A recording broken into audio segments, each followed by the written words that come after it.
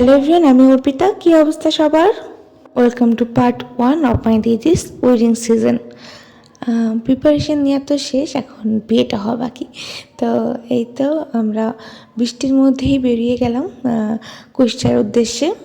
তো আমরা বেরিয়েছিলাম 6টার দিকে, আর সকাল থেকে কিন্তু অনেক বৃষ্টি হচ্ছিলো। আমাদের বাস ছিল 8টার দিকে। তো এই তো পৌঁছে গেলাম। এখন আমরা বাসের জন্য ওয়েট করছি, আর এই যে বাসে উঠে পড়লাম। এই ব্লগটায় তোমরা বেশি আমাদের জার্নিটাই দেখতে পাবা, আর টুকিটাকি আরও কিছু প্রিপারেশনও, মানে লাস্ট মোমেন্ট প্রিপারেশন যাকে বলে আর কি। এই তো বাসের ছাড়াও সারা, আর আমার খাওয়াও শুরু হয়ে গেছে।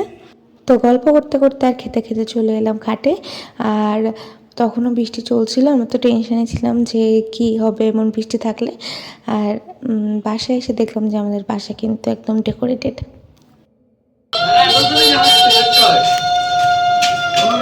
তুই মনে হচ্ছে বর ব্রাঞ্চ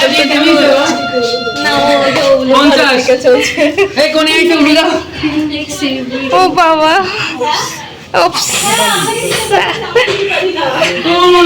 দেখলে দিদিকে সবাই বরণ করে নিল উলু টুলু দিয়ে, আর আমি এক প্রান্ত মজা করছিলাম।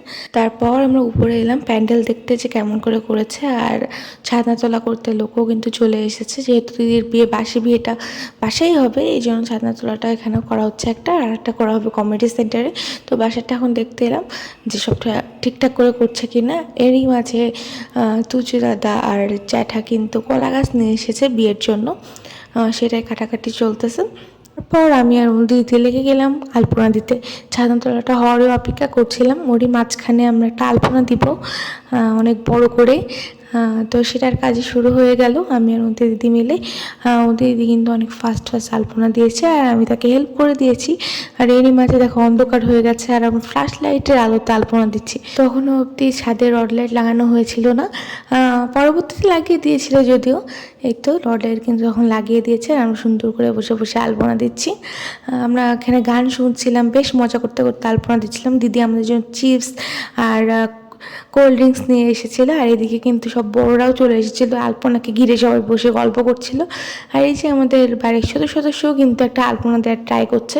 এটা আগের আলপনাই, সে আবার কালার করতেছে উপর থেকে। আর এই তো সবাই কোক খাচ্ছিল, চিপস খাচ্ছিল, আর সেই আকার একটা গল্প চলছিল। তো বোঝা যাচ্ছিল এটা বিয়ে বাড়ি, তো সেই মজা হচ্ছিল। বিয়েবাড়ি ভাইবটা খুব ভালোভাবে পাওয়া যাচ্ছিল। আর এই তো আমরা কাজ করতে করতে খাচ্ছিলাম, মজা করছিলাম। And I hope you all like the first part of my didi's wedding season. আর তোমরা সবাই আমাকে বলেছো যে কবে আসবি ব্লগ। আস্তে আস্তে আমি আপলোড করবো। Thank you for watching, love you all.